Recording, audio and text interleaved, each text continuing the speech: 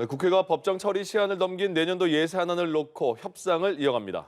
여야는 오는 9일로 끝나는 정기 국회안에는 처리해보겠다는 계획인데요. 국회 취재기자 연결해 들어보겠습니다. 김보윤 기자. 네, 양당 정책위 의장과 예산결산특별위원회 간사로 구성된 협의체가 국회에서 만나 내년도 예산안 협의를 진행하고 있습니다. 여야 정책위 의장은 법정 처리 시한을 지키지 못한 점에 고개를 숙이면서도 감액과 증액 사안을 두곤 미묘한 입장차를 보였는데요.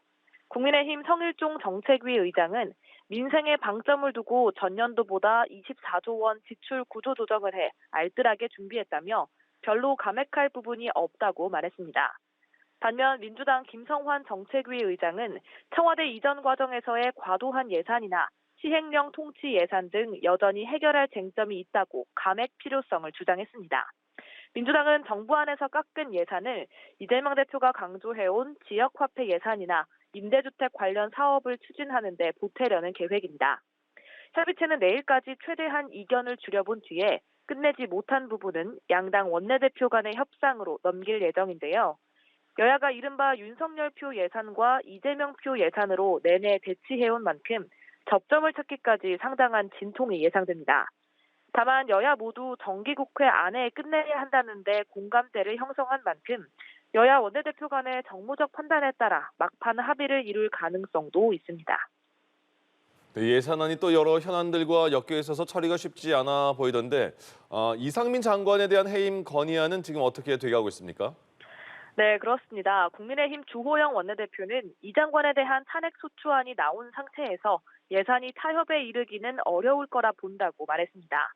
민주당은 지난주 이 장관에 대한 해임 건의안을 처리하려던 계획이 본회의 무산으로 차질을 빚자 곧바로 탄핵 소추안을 내는 방안도 염두에 두고 있는 것으로 전해졌는데요.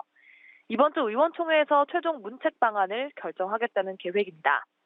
하지만 여당은 민주당이 탄핵 소추안까지 꺼낸다면 협치의 의지가 없다고 보고 이태원 참사 국정조사를 사실상 보이콧하는 등 강경 대응에 나서겠다는 입장입니다. 다만 민주당은 이 장관에 대한 문책과 예산안 처리는 별개라고 강조하고 있습니다. 민주당은 오늘 논평에서 이 장관의 거취와 내년 예산안 처리를 연계하는 건 민생을 대통령 고등학교 후배 장관 방탄에 사용하는 나쁜 정치라고 비판했습니다. 쟁점 법안을 둘러싼 여야 대립도 심상치 않습니다. 민주당은 지난주 상임위에서 쟁점 법안이었던 방송법 개정안과 이른바 노란봉투법을 여당 동의 없이 단독으로 밀어붙였는데요. 국민의힘은 이번 주 법제사법위원회에서 해당 법안들을 본회의에 올리지 않는 식으로 법안 통과를 저지하겠다는 계획입니다. 지금까지 보도국에서 전해드렸습니다.